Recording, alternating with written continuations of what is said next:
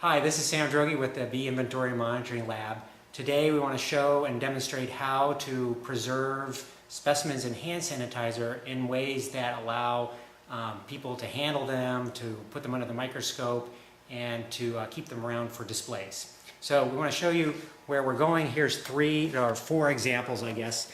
This first one here is a set of Alga chlora pura in hand sanitizer. You can see how nicely they float. Then the next one is a set of tiger beetles, and the next one after that is a worm of some kind, and then the very last one is a nomada, a type of parasitic bee. And this is what we're going to concentrate on. We're going to concentrate on putting specimens into cuvettes, because as you can see, the cuvette is very clear, it's square, and it's made of plastic and has lots of good optical qualities.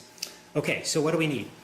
We need to have a small syringe for pulling out air bubbles. We'll show that in a second. You need some kind of tweezers. We like these reverse tweezers for holding specimens and dipping them in.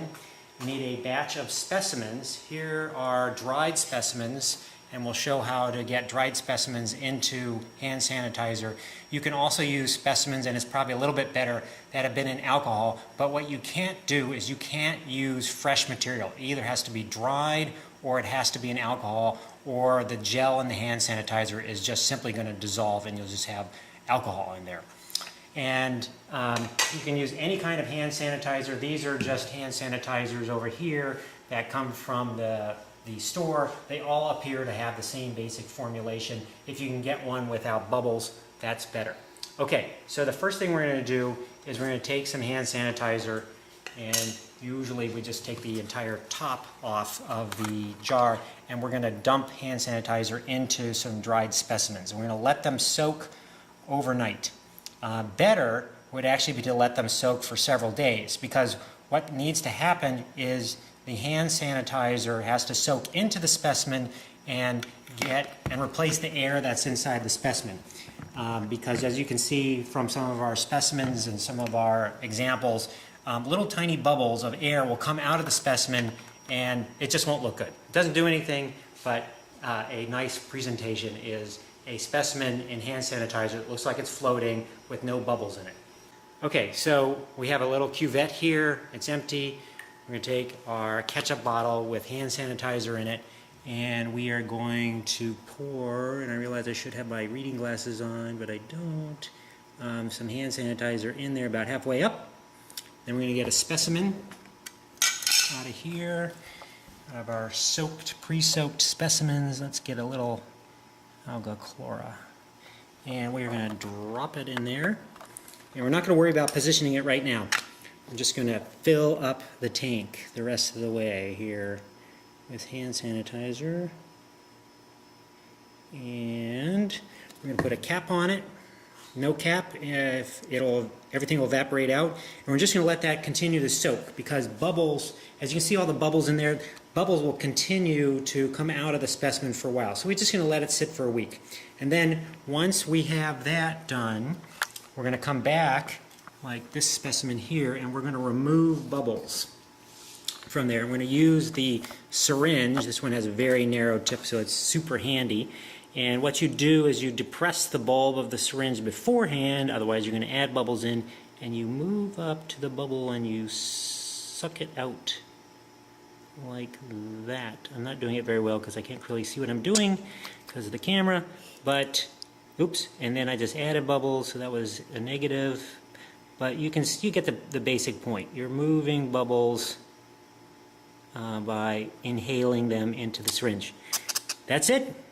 And once you have the bubbles removed, then you want to add a little bit to the top. You want to completely fill the container with hand sanitizer. If you add some more bubbles at the same time, you know how to remove them. And then you're going to do it to overflowing. So you want more than enough.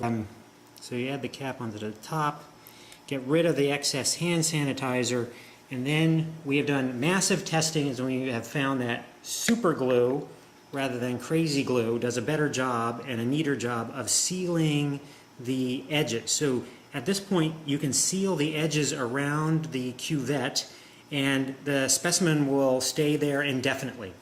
And, oh gosh, I forgot one thing. So, you can position the specimen prior to crazy gluing by using an extremely thin probe or wire. You can use a paper clip. This happens to be something that was something used in microbiology, which I forget its name, but you can now move this specimen around however you like in the hand sanitizer jar by skillfully, which I'm not demonstrating very well, using the probe to position the specimen and the wings and the antennae.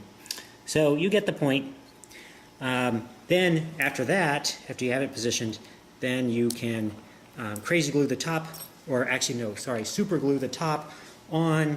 That pretty much makes it indestructible.